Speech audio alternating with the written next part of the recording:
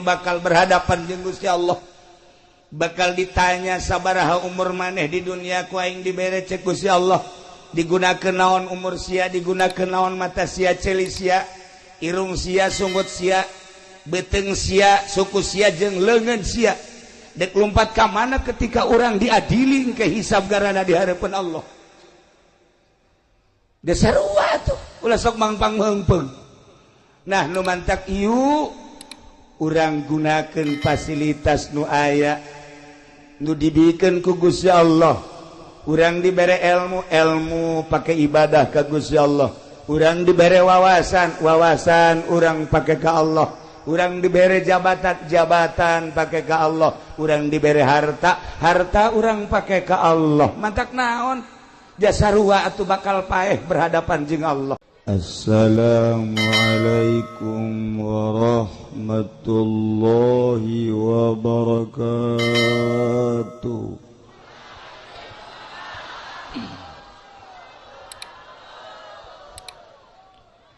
Alhamdulillah wassalatu wassalamu ala rasulillah wa ala alihi wa sahbihi wa mawala amma ba'du. Qala Allah ta'ala fil Qur'anil Karim wa huwa asdaqul qailin. A'udzu billahi minasy syaithanir rajim. Wa dzakkir fa inna dzikra tanfa'ul mu'minin. Al-ayat. Langkung tipayun urang sami-sami nyanggakeun puja sinareng puji ka Gusti Allah anu Maha Suci. Nu parantos masihan tina rupa-rupa nikmat ka urang sadayana, terutama nikmat anu kacida pisan ageungna nyaeta nikmat iman sinareng Islam. Sholawat sinareng salam mugia dilimpahkeun ka junjunan alam Kangjeng Nabi urang Kangjeng Nabi Muhammad sallallahu alaihi wasallam katut ka para kaluargina oge ka para sahabat-sahabatna rawuh para tabi'in asbat tabi'in al-mukarramun para alimil ulama para asatid para tokoh masyarakat bil khusus ka kesepuhan urang di dieu Kiai Haji Muhammad Ilyas oge anu sok katingali di Cilongok Kiai Haji Madhali tur seueur-seueur deui para kiai para ustaz urang doakeun mudah-mudahan para kiai diparanjangkeun umurna dibere sararehat jang nanjeurkeun agama Allah subhanahu wa ta'ala. Urang doakeun deui nu lain kiai mah mudah-mudahan ulah. Ulah henteu. Aya kapolsek marahnya na.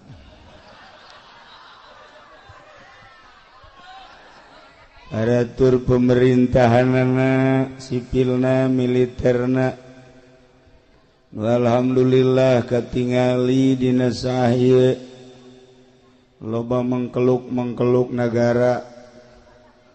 Mudah-mudahan ku ayana areunjana peduli kana negara, mudah-mudahan negara jadi bareres. aya DPR di dieu janggutar atur, aya pacamat di dieu, aya polisi, aya abri. Sebenarnya mah geus lengkap, tinggal balalenderna. Nu kadenge ku urang bupati aya, camat aya, lurah ambal aya, polisi loba. Nu kadenge maling malulu di negara. Nu kadenge ya nu kadenge kabeneran di Bogor mah bupatina keur masantren. Mudah-mudahan keluar di pondok pesantren jadinya jurig. Tapi santrinya nama santri. Santri, orang santri ge waya maling mah maling bae.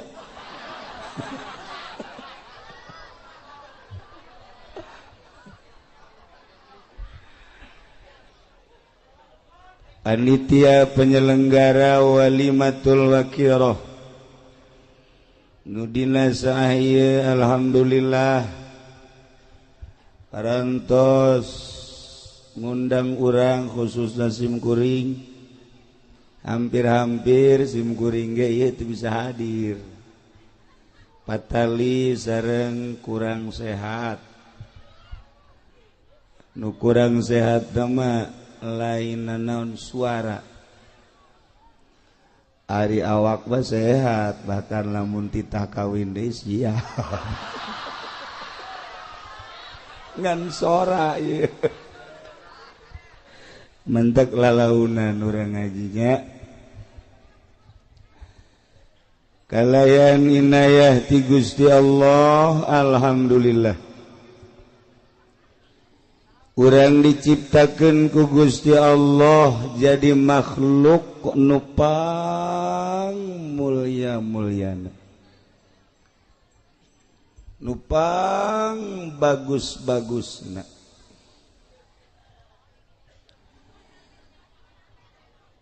Kamulyaan jeung kabagusan makhluk Allah nu ngaran manusia lantaran didukung ku dua kekuatan anu optimal.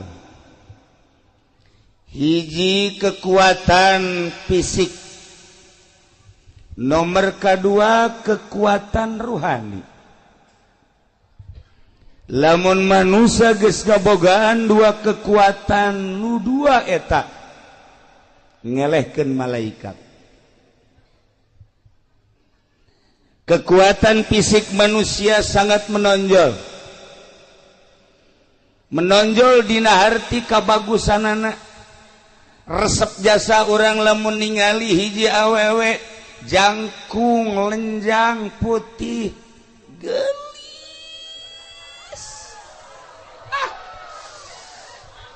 Boro-boro ka polsek kiai ge nu geus kolot kiai kabung belengan. Iya fisik lamun hayal lalaki fisikna sterk ditingali jangkung ditingali dedeg pangadegna ngeusi katingali bangun gagah. Ieu keur carita fisik awewe mana nu teresepen ka lalaki model kitu. Dibalikeun deui lamun aya awewe anu boga dedeg pangadeg model tadi, lalaki mana anu teresep. Berarti postur ieu sangat mendukung. Eueuh hiji nabi anu ku Gusti Allah diciptakeun kuluya pelaya eueuh. Lamun urang nyaritakeun Kangjeng Nabi urang nomor hiji. Lamun urang nyaritakeun Kangjeng Nabi Musa gagahna kabina-bina. Lamun urang nyaritakeun Kangjeng Nabi Ibrahim luar biasa. Urang nyaritakeun nabi-nabi nu lain, Rasul Allah diutus ka dunia jang dakwah ngajak umat teh nomor kahiji fisikna gagah. Di Indonesia lamun urang boga presiden gagah fisikna. Siapa cok aju seuri bae. maksudnya lamun diajak perang kamari bae. Misalnya orang boga presiden kos SBY, kemudian SBY ngajak perang, moal dingkekeun deui, siap. Sebab orang geus nyaho dadaekna. Ketika Pak Harto jadi presiden, Pak Harto ngajak perang, siap. Ketika moal diteruskan gue ngomongna. Iya fisik. Sabalikna, lamun aya hiji awewe gelis jasa ieu mah. Ngan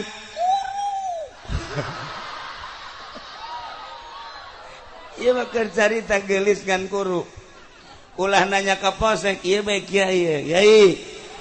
Daek henteu awewe gelis ngan kuru tuh embung. Embung sebab jaknya naon cekeleunana.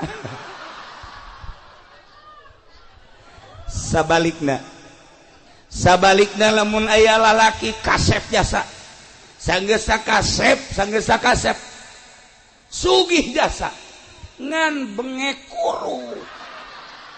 kuru jasa ieu mah kasep aya di nyana, sugih aya di nyana, kuru jasa. Tanyakeun ka awewe, ulah anu ngora anu kolot bae daek tembung cak nyana tu boro-boro jero na luar lagi kos kitu moal daek. Da ieu fisik. Nu mantak loba urang ngausahakeun fisik urang teh diolah dengan berbagai olahraga. Memang dititah ku Gusti Allah sehingga gagah awak urang, sehingga sehat awak urang. Sehatna awak urang teh dicoba ku urang. Aya nu nyupiran kontainer ti Cilejet datang ke Surabaya bolak-balik kuat teh. Tarolah merenanan jadi supir mah urang dieu mah jarang. Eta tah Maluku, urang dieu mah ngawaluku. Sahektar ku sorangan bae siapeun jasa. Macul ti isuk datang ka zohor, istirahat sakedeung, macul deui datang ka asar kuateun. Lantaran sehat. Ngandelkeun sehat awak doang tapi ruhanina gering. Macul masa hektar kuatin, tapi ketika neuleuh masjid nu sakieu hebatna agrengna ngadenge suara azan, padahal imahna ngarendeng jeung masjid teu kuateun asup ka masjid. Teu kuateun. Pak Kapolsek aya di dieu soteh lantaran fisikna sehat, ruhanina sehat. Kuari wallahu alam isuk mah. Keur carita ieu mah. Wadiannya nah. Tapi lamun urang ngebogaan fisik doang sehat, ruhanina teu sehat. Moal bisa urang ngadengekeun ayat suci Al-Qur'anul Karim. Moal bisa urang nyaritakeun tentang kalam-kalam ilahi. Nyaritakeun tentang kalam-kalam Kangjeng Nabi, nyaritakeun tentang kalam-kalam ulama, moal kuat. Mantap urang eusian geula ruhanina supaya ruhani ieu sehat. Lamun urang ngabogaan ruhani sehat ditambah ku jasmanina sehat, urang Irak titah perang ngalawan Amerika lantaran fisikna jeung ruhna sehat siapeun. Urang Suriah lantaran sehat fisikna jeung ruhanina ngalawan Amerika siapeun. Urang Turki ngalawan Amerika siapeun. Urang Indonesia waktu perang lantaran ngabogaan sehat awak jeung ruhani siap ngalawan Belanda. Kuari lamun urang diserang ku Amerika, urang ieu kuari diserang ku Amerika, ngabogaan fisik doang, ruhani nagring. Moal kuat perang kajen ku kumaha. Moal kuat perang. Emang perang ku senjata aja lain. Perang mah cek Kangjeng Nabi teh kudu ku keyakinan jeung keimanan. Keimanan jeung keyakinan kakarak perang ngalawan kafir siap. Urang kuari mah ieu mun ngalawan kafir teu kuat. Moal kuat lantaran ruhanina. Kanyahoan ruhanina kurang balener lantaran saeutikna nu masantren. di Indonesia kuari santri lamun dihitung santri salapi ngan seukur 9 juta. Se-Indonesia santri salapi numurni 9 juta. Sedangkan rakyat Indonesia aya sekian ratus juta. Teu aya sapersen acan. Tina 250 juta bae heulanan kuari ngan seukur 9 juta sabaraha persen? Sabaraha persen? Tuh kan eta nu 9 juta santri teh nu ngaji setengah 9 juta setengah taruhlah 5 juta nu ngaji 4 juta teu ngan di pondok doang haju nu ngaji taruhlah merenana nu 3 juta bisa anu 2 juta teu nu 3 juta bisa ngaji nu ngamalkeun bagi 2 1,5 juta 1,5 juta nu ngamalkeun alhamdulillah aya sanggeus jadi kiai boga santri loba aya DPR asup kadinya aya bupati asup kadinya DPR asup ka kiai bupati asup ka kiai camat asup ka kiai gubernur asup ka kiai eta teh hamawereng Kiai kaasupan ku hama ulah bangga Kiai deket jeung bupati ulah bangga Kiai deket jeung gubernur muncan bisa eta teh ternyata horenganan penyakit nu obatna. Nah ieu santri nu 1,5 juta nu jadi kiai kuari naik panggung hidup rahmat kankernya eta kiai. Jadi tinggal kuari 500 kiai sa-Indonesia 500 kiai. Moal kabetrak kuari lamun perang. Moal kabetrak. Nah, gitulah para jamaah kaum muslimin wal muslimat rahimakumullah dengan 2 kekuatan fisik jeung ruhani. Insyaallah urang bisa wauh jeung Allah. Dituduhkeun ku Kangjeng Nabi urang nu dilanjutkeun ku para sahabat diteruskeun ku para tabiin atba tabiin para aulia-aulia Allah kabelah dieuna ku para kiai-kiai nu geus wauh jeung Allah Subhanahu wa taala nu nuduhkeun ka Allah mah kudu jelema nu geus wauh ka Allah moal anggeus nuduhkeun politik jelema teu apal politik moal beres jelema nungtun ekonomi lamun nyanana teh jauh ka ekonomi moal beres jelema nyaritakeun budaya mun jelemana henteu apal budaya moal nyaho jelema nungtun ka Allah moal bisa mun encan nyaho ka Allah kuari urang neangan penuntun nu nyaho ka Allah hese gitulah para jamaah kaum muslimin wal muslimat rahimakumullah.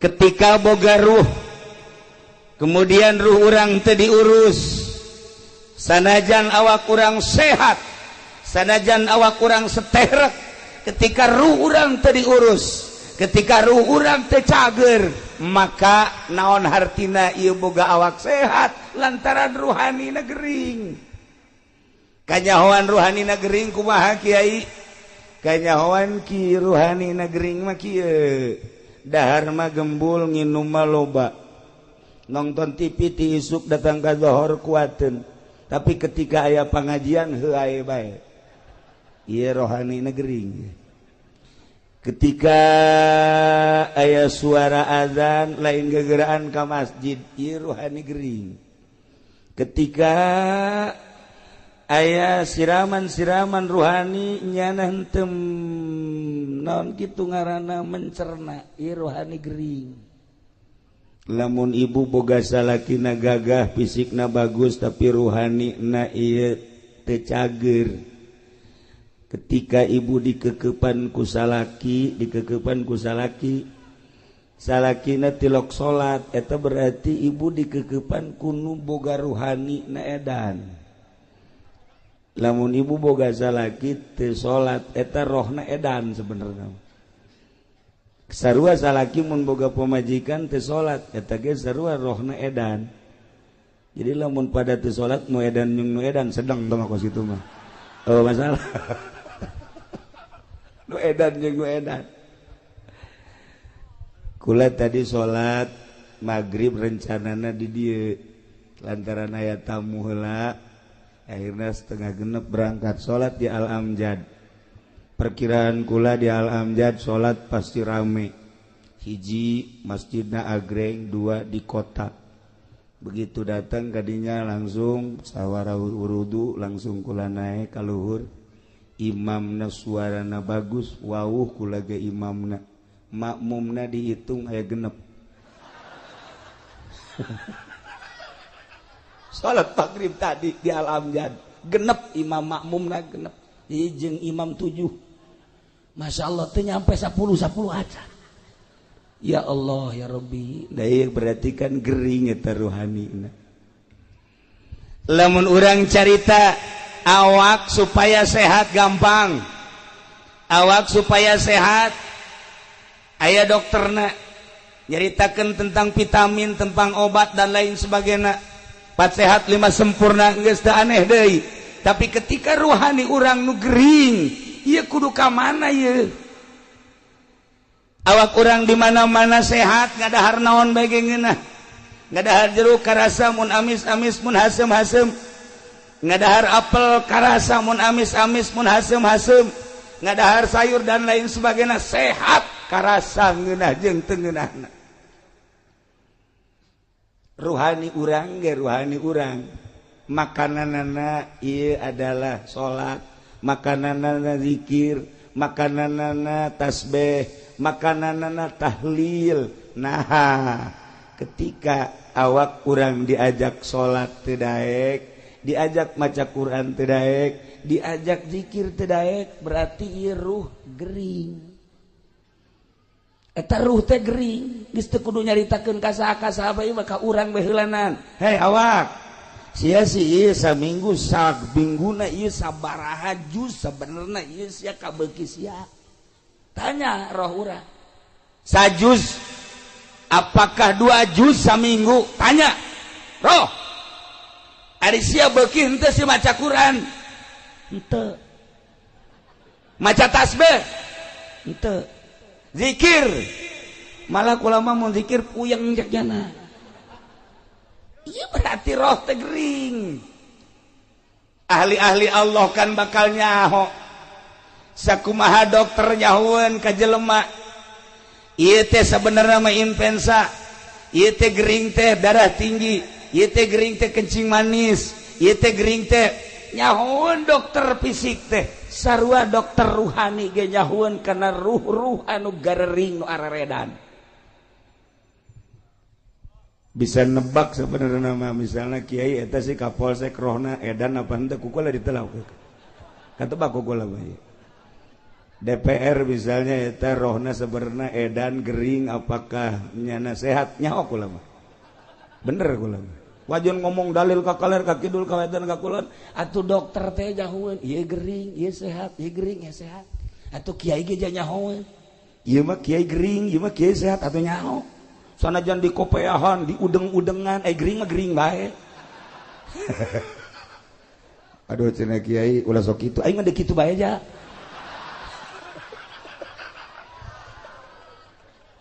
Gering. Masya Allah. Lantaran iya bupati bege bupati datang na ka kiai lain rek ngaji. Gubernur datang ka kiai lain rek ngaji, camat datang ka kiai lain rek ngaji. Ndek ngajakan kiai diajak ka lembahnya na. Kiai dek diajak ka urusannya na. Nu mantak moal bener-bener pemerintah, mantak kurang mawani. Di Tangerang teh lamun aya pejabat teu ngaji, kukula mah ka dieu sia. Ieu sia datang ka aing teh aing diajak ka siapa sia? Ku endek ka aing. Ayo gerang.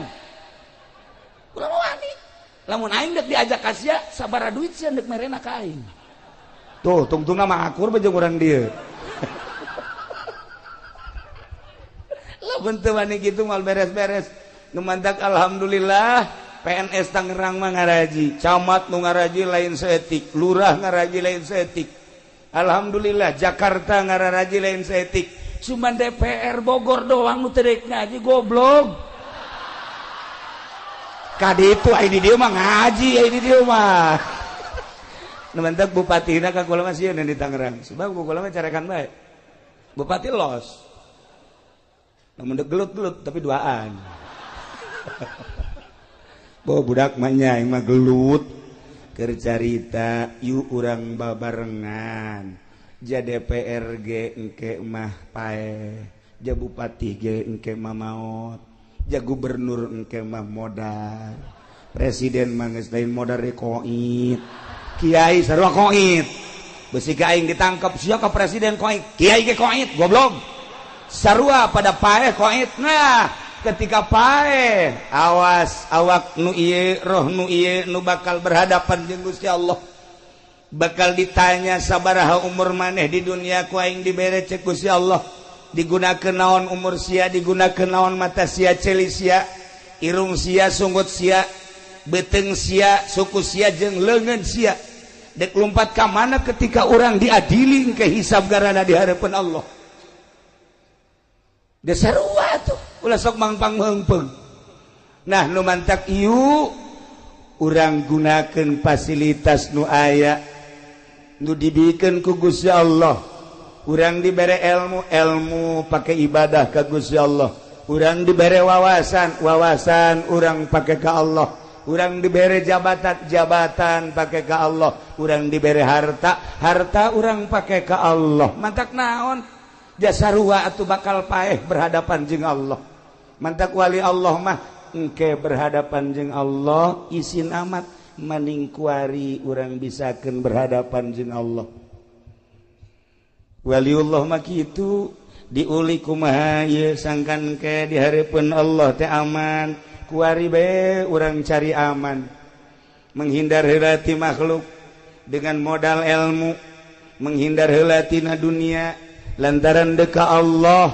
ketika urang menghindar ti makhluk jeung dunia hiji bae nu ditingali Allah ketika geus datang ka Allah bakal seuri sorangan bakal indah hirup baheula keur zaman Gus Dur kuari zaman Habib Lutfi Habib Ja'far urang mun ngobrol jeung Habib Lutfi kuari ti mimiti ka harti datang ka tepati ka harti datang ka teu ka harti ge ka dituna sering datang ka Cilongok ngobrol ieu ge marilu tajung nu karya ieu marilu cenah ge ngobrol bangsa setengah jam mah masih ka harti keneh ilu seuring cenah ge hahaha naik bae bangsa geus sajam nyana geus kikian we isi naon nu diobrolkeun cenah ku kiai nyana geus heuai deui kiai ongko heuai bae tolol terus naik asal geus sajam setengah 2 jam we geus kararieu bae terus naon nu diobrolkeun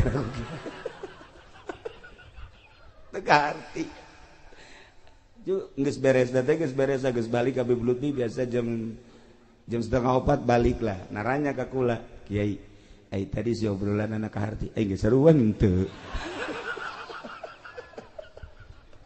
resep doang resep lamun nyaritakeun ayat timimiti dinahuan dibilagahan datang ka rahasia datang ka lumpat rahasiana tek tek tek bleu masyaallah otak dibere kos kitu ku Gusti Allah ya Allah ya Rabb baheula keur jeung Gus Dur ketika ngabahas tentang ayat nyana jago jasa tak letak plek ya Allah ya Rabb kitulah ahli-ahli Allah nah para jamaah kaum muslimin wal muslimat rahimakumullah ialah awak urang nu ku Gusti Allah dibere anugerah seperti kieu contona ruhani teu kadeuleu ai lain ku ahli nama tapi urang bersyukur roh urang wauheun jeung Allah lantaran urang maca 2 kalimat syahadat maca kalimatun thayyibah la ilaha illallah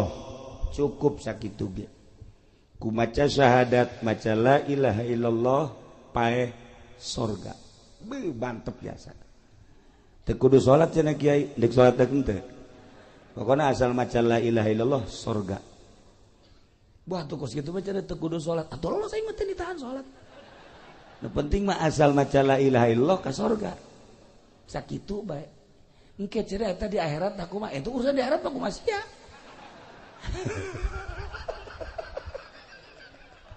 jatuh baya aturan-aturan anak.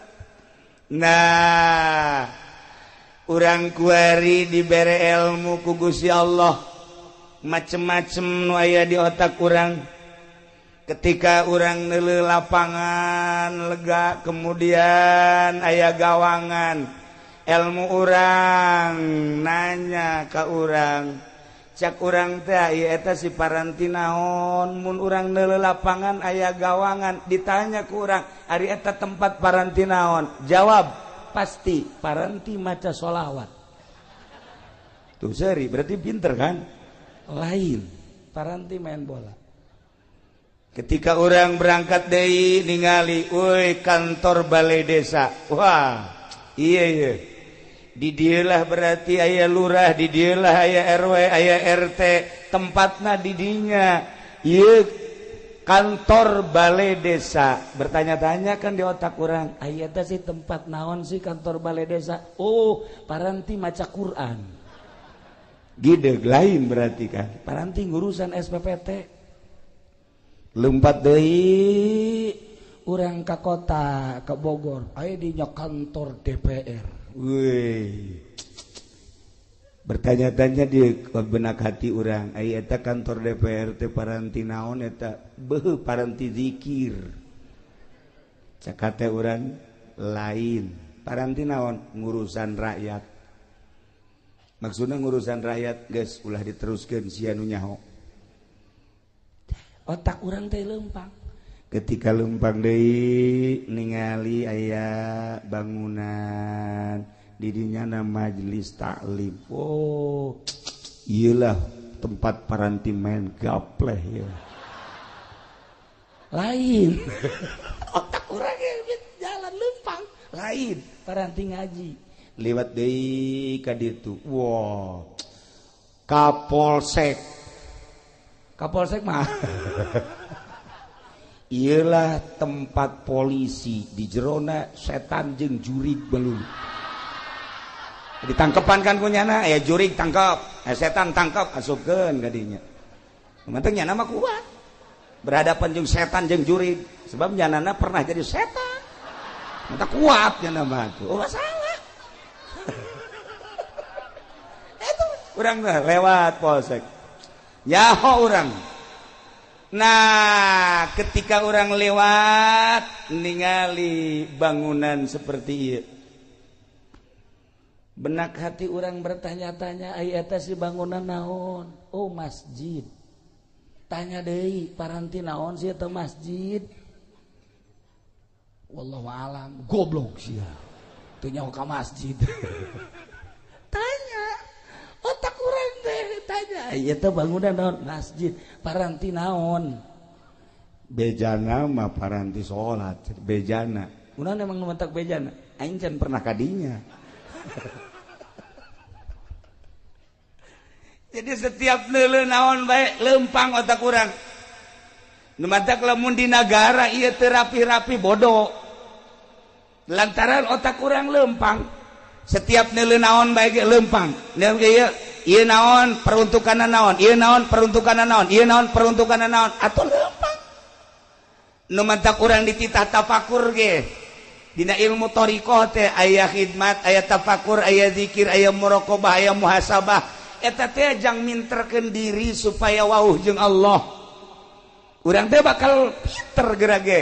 Ku tafakur, ku mikir bae heula bakal pinter. Nah, ketika urang ningali sosok ieu bangunan, oh iya masjid. Paranti naon?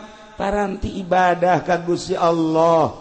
Wudi'a lis salat, khususna diperuntukkan jang salat. Ieu masjid. Nu mantak lain samarangan ieu masjid teh. Lantaran cek Kangjeng Nabi basyiril masyaina. Bubunga. Cek Kangjeng Nabi, cek Gusti Allah Muhammad, jelema-jelema anu laleumpang, leumpang ka mana? Ilal masajid. Bubungah naon? Bubungah ilan nuritam, cahaya nu sampurna. Naon sih cahaya nu sampurna? Jannah, surga. Jelema nu leumpang ka masjid, bubungah ku anjeun Muhammad, eta jelema bakal menang surga. Masya Allah. sebab jelema pan beda motifna sia dek ka mana sih ayeuna ieu sia leumpang ieu bangunna dek ka kantor desa moal jauh urusanana ti urusan kos kitu pertanahan sia dek ka mana ieu bangunna gegeuraan we anak aing ditangkep di polsek ieu urusanana kan urusan kos karitu bae narkoba sia dek ka mana ieu bangun rapi amat dek ka masjid lain deui pan berarti kan dek ibadah ka Gusti Allah sanajan sawaktu-waktu mah aya nu lain ibadah nek nyokot sendal doang gak masalah geus lah tuh ya cek Kangjeng Nabi bungakeun gereja jelema anu leumpang ka masjid mah bakal dibere sorga ya Allah ya Rabb nu mantag sim kuring mikir bae ieu sebenarnya kurang sehat tapi ieu hiji hayang kapanggih jeung Adi di dieu nomor kadua hayang kapanggih silaturahmi jeung urang dieu nomor katiluna ieu urusanana masjid Masya Allah begitu datang ka dieu ningali masjid agrengna luar biasa bunga hate ketika orang ningali di Tangerang aya di nu make kubah di luhurna aya saliban gereja eta mah urang ningali deui di Tangerang ka belah itu ka barat aya bangunan nu gede ngan burung marakbak Masya Allah kelenteng tah mah orenganan di Indonesia teh kompetisi aya nu ngabangun gereja teu eureun-eureun aya nu ngabangun kuil teu eureun-eureun aya nu ngabangun kitu kelenteng teu eureun-eureun aya nu ngabangun masjid teu eureun-eureun atuh nu ngabangun gereja moal umat Islam nu ngabangun kuil moal umat Islam pasti umatna masing-masing nu ngabangun masjid dia moal orang Kristen nu ngabangun masjid pasti umat Islam innama ya'muru masajidallah man amana billah wal yaumil akhir moal orang Kristen lu ngabangun masjid mah pasti jelema nu iman ka Allah nu iman ka yaumil akhir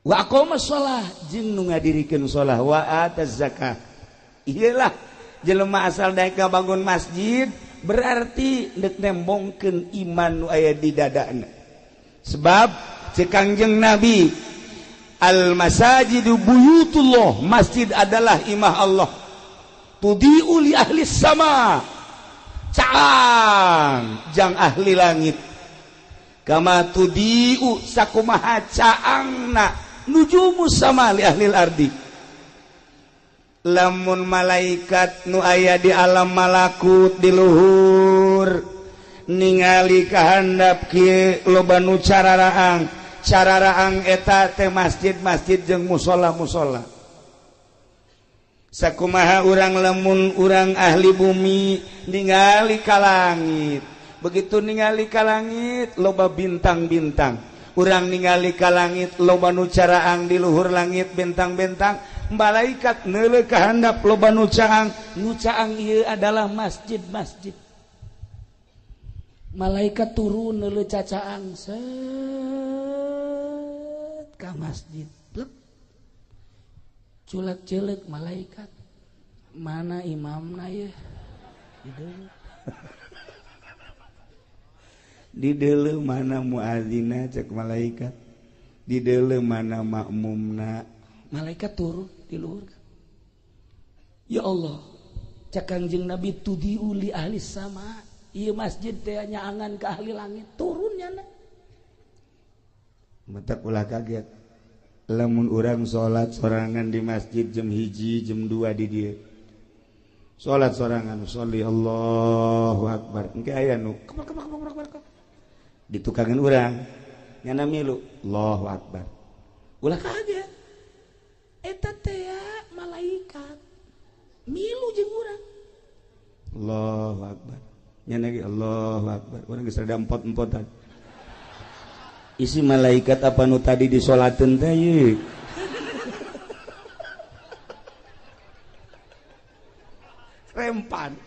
rempan ye Kapolsek Onam nyana mah lamun aya nu salat nyana keur salat teuting sorangan Allahu akbar sami Allah milu di tukang sami Allah gua tembak lo emang setan bisa ditembak ya moal cek setan gua kentutin lo asalna Kapolsek elek ku setan masjid tempat malaikat turun malaikat mentak loba nu teu kuateun ulah-ulah bangsa orang kampung ulah-ulah bangsa santri ulah-ulah ustad kiai salat sorangan jam 2 poekan di dieu poekan masjidna poekan salat kiai mah kiai udang-udang nu gede geus udang-udangna sagede roda Vespa salat sorangan sholli sunat tahajud Allahu akbar aya itu Allahu akbar dak milu bae na kiai teh Allahu akbar iya Allah Allah kiai kajian kuku mage moal khusyuk dek ceuli datang ka khusyuk nyaho datang nyaho moal ka assalamualaikum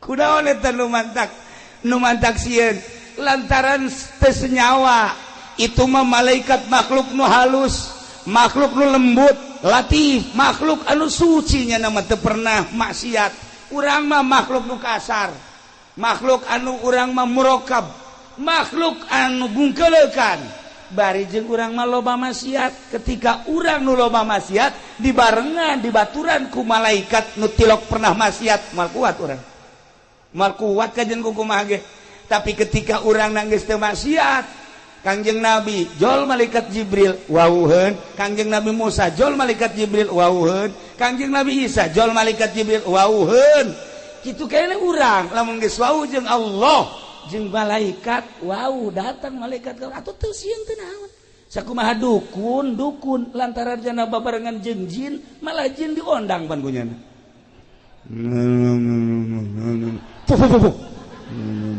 aya kuariga mana kana ieu lantaran senyawa jeung jin teu sieun ka jin nah urang lamun geus jadi hamba Allah moal sieun sebab geus biasa bahkan urang dibaturan dibarengan ku malaikat nah hayang datang ka kos kitu kumaha si kiai tenang ieu heulanan ieu teh bentuk bangunan masjid jang paranti ibadah ka Gusti Allah khusus jang ibadah nu mantak aya aturan-aturanana di masjid mah nu head teu meunang asup ka masjid anu boga hadas gede teu meunang asup ka masjid caritaan dunia teu meunang dibawa ka masjid lamun dibawa ka masjid dilaknat ku Gusti Allah sucikeun masjid mah mantak beda masjid sok kaambeul ku ahli Allah mah ya masjid bagus nama tapi ya rada bau pamarentah ya masjid ya. Aya duit pajegan ya masjid ya. Bangun haridang gajeng kaambeul bae teh ku ahli Allah. Aya masjid murni ti masyarakat saaya-aya tiis masjid ya tentrem. Tapi lamun aya sumbangan ti pamarentah teu nyaritakeun haram jeung teu haramna asal katarajangan duit pamarentah bae masjid mah hareudang. Hareudang dipakena teh endekna heuai bae. Neangan juru masjid bae atawa tihang ye. Eta masjid teu beres eta. Atuh aya kitu mah cenah kiai pangnebakeun bae, ieu kira-kira na kaambeun teu eta mah rahasia. Engke bae kula bebejana ka adik kula bae di itu ieu mah. Ente cenah kuari bae hayang nyaho ieu apakah aya eueuh duit pamarentahan kaambeun teu ku kiai. Dijak kaambeun jasa ku aing mah. Cak kaambeun. Emang teu kaambeun tuh kaambeun. Ya Allah ya Rabbi. Nah, sedengkeun ieu kapal. Ieu masjid bakal jadi kapal jaga di akhirat.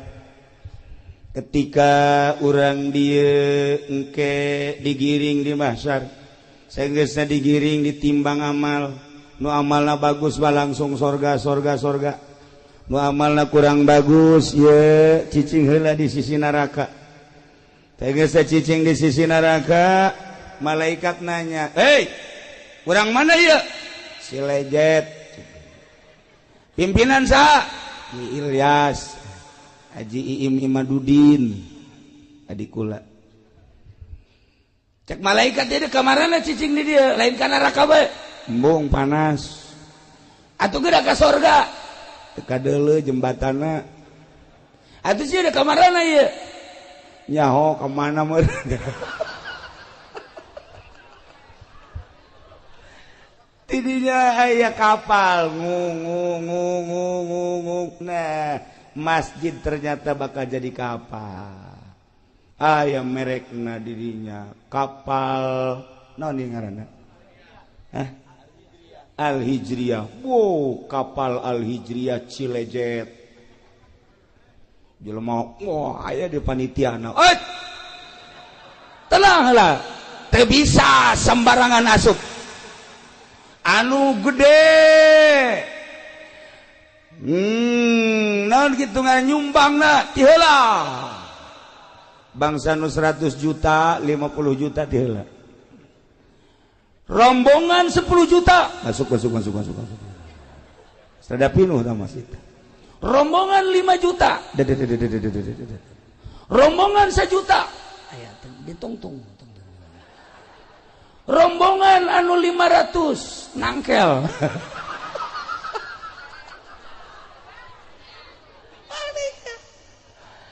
teu bisa asup ka jero teu bisa tuh ya geus aya pan karcis-karcisna mulai dek diberangkatkeun ieu ku panitia tinggal nu nangkel bae aing mah duh jaknya aya teu milu aing butuh aing milu ieu pan suku ka handap panas teu meunang naik jana teu meunang geus sakitu ayana berangkat. Masya Allah indah jasa horenganan ieu teh bakal jadi kapal pas tengah-tengah neraka bocor masjid bocor kapal bocor anu di tengah wae panas kunaon bocor bocor kapal bocor wah marangtung atuh kabeh lantaran bocor atuh biasa teu ada kaluhur cak panitia kok bisa bocor kieu naon ya coba malaikat datang ieu kunaon ieu jadi bocor diambean ku malaikat duit bupati bocor masjid sakieu bagus dan kieu bocor ya Allah ya Rabbi datang mah datang ka ditungan harideung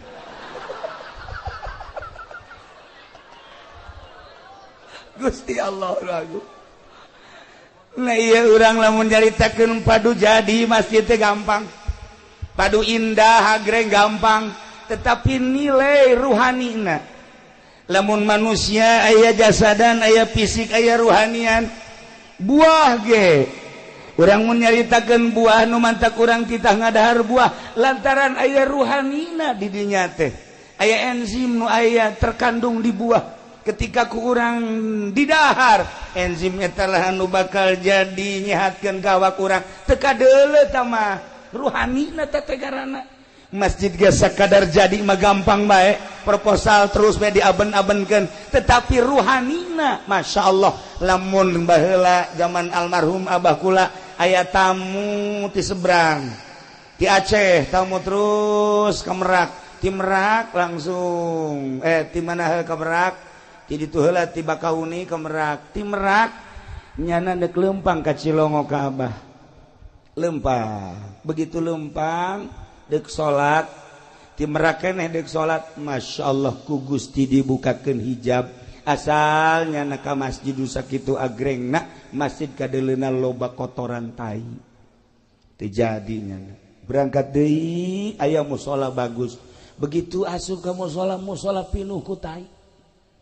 terus bae lempangnya neangan musola atau masjid anu suci anu bersih teu aya ayalah nyempil diserang aya masjid musola nyempil jore begitu asup tah eta mah teu katingali kokotor didinya lah salatnya didinya langsung lempang deui diserang terus menuju Cikande kitu bae asal salat ke masjid ke musola selalu ditembongkeun ku Gusti Allah kotoran-kotoran datanglah ke Tangerang datanglah ke almarhum abah kula nyana nyaritakeun sepanjang Merak Tangerang Serang Tangerang seperti gitulah eta keur zaman harita wallahu alam mun zaman ayeuna Aambean ahli Allah geus lain dedengan ahli Allah mah geus lain. Kuari mah paronjang-ronjang ancul-anculan hanya sekedar zahir jeung zahir bae. Ieu lah tepati urusan ruhani. Lamun kiai ngurusan zahir jeung batin, lamun ustad ngurusan zahir jeung batin, lamun lurah ngurusan zahir jeung batin, lamun pemerintah ngurusan zahir jeung batin, jadi titah kapan urang sebagai ulama jeung umaro titah berdampingan lantaran dua sinpani eta beres dua eta beres umat teu beres nu dua eta moal ecreug umat dititah urang teh babarengan asal sahiji haluan ka Allah. Nu ngatur negara acak-acakan, nu ngatur agama moal beres. Jang pengaturan agama kiai, jang pengaturan agama politikus. Babarengan politikus jeung kiai, nu tujuanana dek ngarapihan bangsa negara jeung agama rapi atuh. Kajian kumaha ge. Itulah para jamaah kaum muslimin wal muslimat rahimakumullah. Nah iyalah masjid buyutullah imah Allah nu dina Al-Qur'an dijelaskeun fi buyutillah fi buyutin adzinallah an turfa'a wa yuzkaru fiha ismuhu yusabbihu lahu fiha bil ghudwi wal asal rijalul la tulhihim tijaratu wala bai'un an dzikrillah wa iqamis shalah wa ita'iz zakah yakhafuna yawman tataqallabu fihi al qulub wal absar wallahu a'lam bimuradi. Fi buyutin di bangunan adzinallah nu Allah ngirinan anturfa'a wa yuzkaru fiha ismuh titah diagungkeun dimulyakeun jeung disebut-sebut ngaran Allah. Allah teh nyebutkeun hiji bangunan nu silahkeun asma kaula disebut asma kaula ditutur. Agungkeun bangunan eta mulyakeun bangunan eta jang paranti nyebut asma kaula jang paranti nutur kaula naon eta teh masjid yusabbihu lahu fiha bil ghudwi wal asal silakan sucikeun Allah di masjid dek isuk dek sore terus teh aya eureun-eureunna paranti nyucikeun Gusti Allah ialah masjid. Urang beda wiridan di imah salat urang di imah sholli sunatul hajat Allahu akbar beres ngawirid urang a'udzubillahi minasyaitonir rajim idz qala yusuf li abihi ya abati inni ra'aytu 'ashara kawkaban li sajidin baca 75 tiupkeun ke arah sarwiti fuh urang ngawirid di imah angel kadi ijabah coba di masjid sholli Allahu akbar beres a'udzubillahi minasyaitonir rajim inni ra'aytu idz qala yusuf li abihi ya abati nu kuduna 7 poe sarwiti kakarak daekeun 3 poe geus edannya di masjid lain deui eta ku wiridan di masjid dek jadi dek henteu di masjid mah guys di masjid fi buyutin adzinallah an turfa wa yuzkara fiha ismuhu yusabbihu lahu fiha bil ghudwi wal asal. Saha tateh anu kos kitu teh rijalul la tulhihim tijaratu wala bai'un jelema-jelema anu teu disibukeun ku perdagangan nu teu disibukeun ku jual beli sanajan keur dagang sanajan keur jual beli sanajan keur tani sanajan keur di kantor ketika ajakan Allah datang ninggalkeun daganganna ninggalkeun sawah ninggalkeun kantor rijalul la tulhihim tijaratu wala bai'un an dzikrillah wa iqamis shalah wa ita'iz zakah kunaon sih make kos kitu keur di sawah ngadenge suara azan padahal keur macul ngadenge Allahu akbar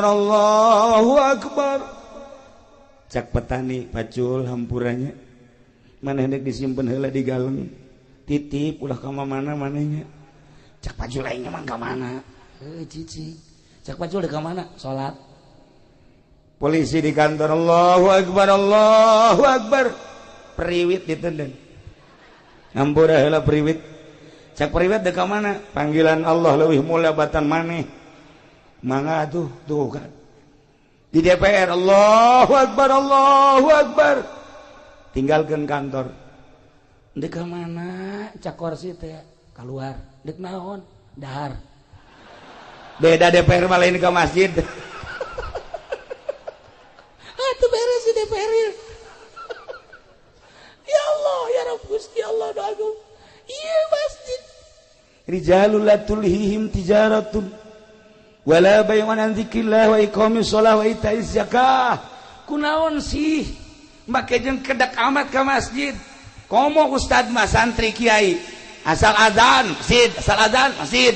Sebab kadengena suara muadzin Zaid misalnya azan Allahu Akbar kadengena mah suara Zaid padahal utusan Allah ajakan Allah lain Zaid anu di deuleu Allah mah Masya Allah karim ke masjid sholat. Nah rijalul la tulhihim tijaratun tesibu ku dagang tesibu ku jual beli tesibu ku tani tesibu ku bisnis tesibu ku kantor berbagai aktivitas tinggalkan kunaon emang ya khafuna yauman sieun kahiji poe nu mana poe anu tataqallabu fihil qulub wal absar anu bakal goncang hate jeung mata neuleu naon neuleu pandangan neraka. Rempan jasa lamun urang ningali engke jaga poe yauman tataqallabu fihil qulub wal absar nu mantak ahli Allah mah cepet ka masjid lantaran ingat ka yauman tataqallabu fihil qulub wal absar neraka kiamat. Nu mantak para pejabat urang lamun di Jakarta ningali indah jasa ketika datang waktu salat nyana teh mukaan sapatuna kula sering salat di Tangerang polisi dibuka sapatuna kula kieu bae di sisi cek kula teh kiai mah teu kudu muka sendal jeung teu kudu make sapatu jeung make sendal babarieun kiih jatuh make calana tinggal wear doang panjang babari kan eta mun deuk kiih deuk naon ge kitu bae meureun maksudna tinggal nyingsatkeun bae tapi lamun neuleuk polisi abri bangga kula mah datang ke masjid asal-asake buka Masya Allah.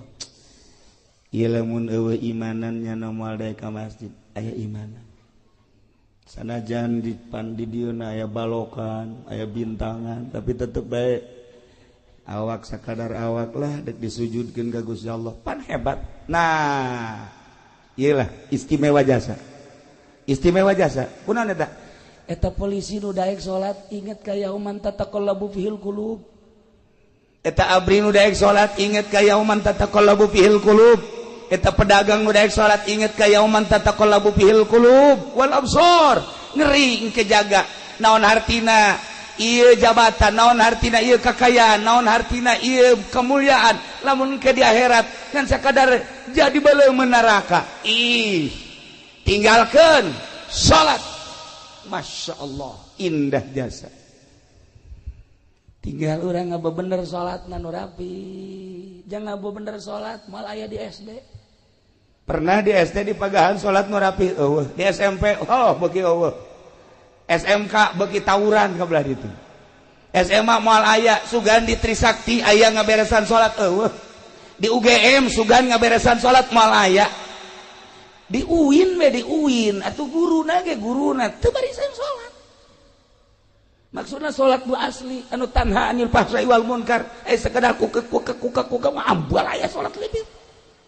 Nah makana belajarlah salat nu rapi di mana belajar salat nu rapi eueuh deui di pondok pesantren madak lamun jelema geus mondok geus sorga eta mah geus sorga tah mah sia di mana ya kuari belajar pondok mana pondok pesantren modern apa salap ieu budak mun hayang nyaho ibu-ibu jeung bapak-bapak ka penghuni sorga eta budak santri teh penghuni sorga eta mun hayang nyaho mun hayang penghuni neraka eta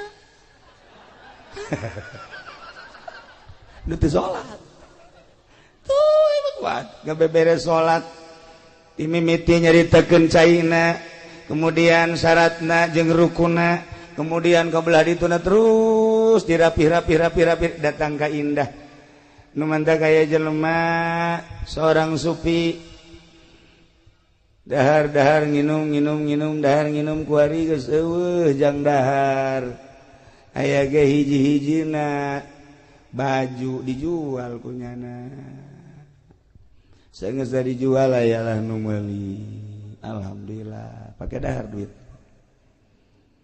ai isukna datang nu meuli na nganterkeun baju cekna Pak Kiai ulah kemari meuli baju ti Pak Kiai mohon ieu mah dianterkeun deui emang kunaon lantaran ieu baju bolong cekna mentek kula mah teu narima ceurik tak Kiai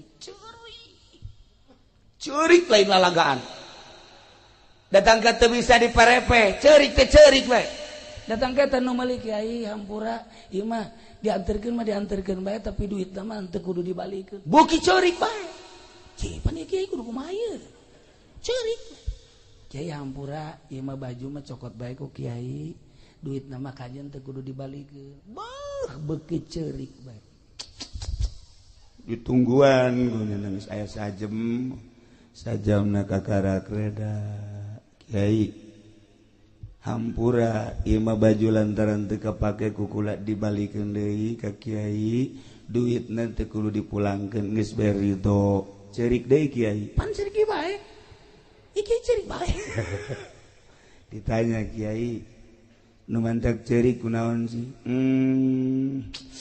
lain yang cerikan baju mah dibalikeun deui ka Abah Haji ka dieu dibayar deui insyaallah aya keur diridokeun bae masalah tapi lain eta naon tuh Kiai anu jadi masalah teh ieu urang lamun di akhirat beramal diangsongkeun ka Gusti Allah ku Gusti Allah dibalikeun ka urang teu ditarima percis kos kieu sedih jasa baju bae ge baju geus dibeuli dibalikeun deui sakieu sedihna kumaha engke lamun di akhirat amal-amal urang salat urang puasa urang zakat urang ngabakti dan lain sebagainya diangsongkeun ka Gusti Allah cak Gusti Allah ieu mah aya cela aya aib nu kos kieu mah aing teu narima los dang sia da kumaha coba teu pernah mikir urang datang ka dinya amal urang teh mun dibalikeun deui lantaran cela ti kumahaeun nah kos kitulah ahli Allah mah ceurik teh lain nalegan ceurik masyaallah kari kos kula nu sok dirongengkeun ku kula teh aya kiai boga pamajikanna opat hebatnya sapan tama kiai boy ilmu aya di nyana gagah aya di nyana pinter aya di nyana sugih deui opat pamajikanna ngan cak nyana teh kieu kulantaran opat gilirna nu ngagilir awewe jadi kiaina di imah bae mantep eta kos kitu teh tu kapolsek geus hayang ngajan kumaha ge nyana mah kenan jadi awewe nu gilir supaya kayak ka ditu balik ka isuk ka dieu kayak balik aduh nikmat jasa teh anugerah lain leutik-leutik anugerah teh barang peuting ieu teu datang nu kolot ceukna ieu datang nu kolot pre malam ieu geus aing lah isu peuting nu kadua datang deui bae ceu datang katilu peuting nu katilu teu datang deui bae kaopat peuting nu kaopat teu datang deui bae je cek kiai opat ku opat mah hiji-hiji acan kumaha oreng ieu ceukna nah kebenaran di lembur eta anu ngariung nyana nyarita kan ngaranna ge kiai dibere waktu dulur-dulur sadaya geus beres da ngariung nya nyaritakeun kepentingan nu boga imah nyana nyarita urang lamun boga pamajikan kemudian pamajikan ngaladenan urang eta teh sarua jeung ngabunuh Yahudi 70 wanjaranna kumaha jasa sakali deui lamun pamajikan ngaladenan salaki sarua jeung ngabunuh Yahudi 70 kadang eta ku pamajikan opat teh mau horenganan lain leutik ganjaran ceuk Masya Allah eta pas kiaina balik ngariung mulai nu kolot datang Waalaikumsalam aya naon kula kabita ngadengin taju 70 sakieu kula deuk ngaladenan kakak wah siap atuh sakieu der beres balik nu kolot nu kadua datang Waalaikumsalam ieu naon ieu kula tadi ngadenge kakak bu Masya Allah kabita disuk beda jasa orang gajarana jadi kula ndek ngaladenan kakak siap berdei dua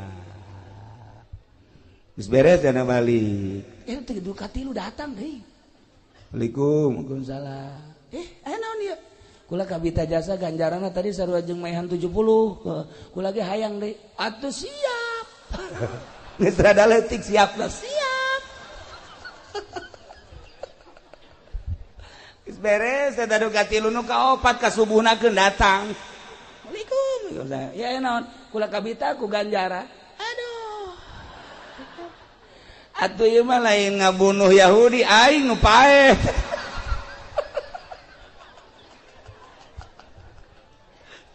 ta eta kos karar itu ganjaran mah ganjaran bae budak atuh aing isuk digotong ka rumah sakit para jamaah kaum muslimin wal muslimat rahimakumullah urang inget kana yauman tataqallabu fihil qulub wal absar maka umat muslimin mimiti daek nyadiakeun lahan naek ngabangun belah dituna ngarumat belah dieuna nu paling istimewa adalah ngesianana iyalah innama ya'muru masajidallah man amana billah mual Kristen nu ngaramekeun masjid mual Yahudi nu ngaramekeun masjid mual Buddha Konghucu dan lain sebagainya umat Islam lah nu ngaramekeun masjid tetapi ngaramekeun masjid mah butuh ruhani geus lamun ruhani na edan tetep bae mual rame ieu masjid nu ngaramekeun masjid anu ruhani na cager maka jangan ngaramekeun masjid ruhani na tingkatkeun cara ningkatkeun ruhani ialah di pondok pesantren lamun ibu bapak geus karolot ku arieu geus karolot harepan jang mondok anak ke pondokkeun anak geus eueuh incu indah jasa ke lamun di akhirat ibu anakna masantren saenggeusna ditimbang amal ibu kurang bagus amalna engke bisa ditulungan ku anak lantaran anak teh jadi waladun sholih gitulah para jamaah kaum muslimin wal muslimat rahimakumullah nailah sosok bangunan masjid sanajan dibangun sarua material tina bata besi semen pasir jeung sajabana tetapi setelah jadi masjid berbeda jeung kantor DPR berbeda jeung kantor bupati berbeda jeung kantor balai desa berbeda jeung nu sejen-sejen lantaran peruntukanana ieu mah adalah fi buyutin adzinallah an turfa wa yuzkara fiha ismuh nah kitulah para jamaah kaum muslimin wal muslimat rahimakumullah yu urang tegeran ieu masjid jang negeran masjid lain sakadar fisikna tapi ruhanina ketika ruhani urang geus mantep cicing di masjid kajen kukumaha ge betah bae nu mantep teu betah cicing di masjid lantaran ruhanina urang kurang sehat sehatkeun ruhani urang melalui pengajian-pengajian di pondok-pondok pesantren anak urang pesantrenkeun jang ngebangun kelanjutan di negara urang di bidang agama itulah para jamaah kaum muslimin wal muslimat rahimakumullah apunten tina samudaya kalepatan sareng kakiranganana mobil khusus pisan ka para inohong-inohong ti kabupaten oge ka para kiai-kiai sateuacan urang kitu naon selesai urang ngadoa heula ka Gusti Allah Allahumma shalli wa sallim ala sayyidina Muhammadin fil awwalin wal akhirin wa barik wa sallim wa radiyallahu ta'ala an sadatina ashabi sayyidina Rasulillah ajma'in amin ya Allah ya rabbal alamin Allahumma arham ummat sayyidina Muhammad Allahumma ajbur ummat sayyidina Muhammad Allahumma aslih ummat sayyidina Muhammad Allahumma farrijan ummat sayyidina Muhammadin sallallahu alaihi wasallam Allahumma anfa'na bima 'allamtana wa 'allimna ma yanfa'una wa zidna ilman wa yaqinan wa zidna ilman wa yaqinan wa zidna ilman wa yaqinan walhamdulillahi ala kulli hal wa na'udzu billahi min kulli hali ahli an-nar Allahumma hdina siratal mustaqim Allahumma hdina siratal mustaqim Allahumma hdina siratal mustaqim siratal ladzina an'amta 'alaihim minan nabiyyin wasiddiqin wasyuhada'i wassalihin wa hasuna ulaika rafiqa dzalikal fadlu minallahi wa kafa billahi 'alima wa shalli wa sallim ala jami'il anbiya'i wal mursalin walhamdulillahi rabbil alamin. Hapunten tina samudaya kalepatan sareng kekiranganana sakitu pihatur tisim kuring wallahul muwaffiq ila aqwamit thoriq. Wassalamualaikum warahmatullahi wabarakatuh.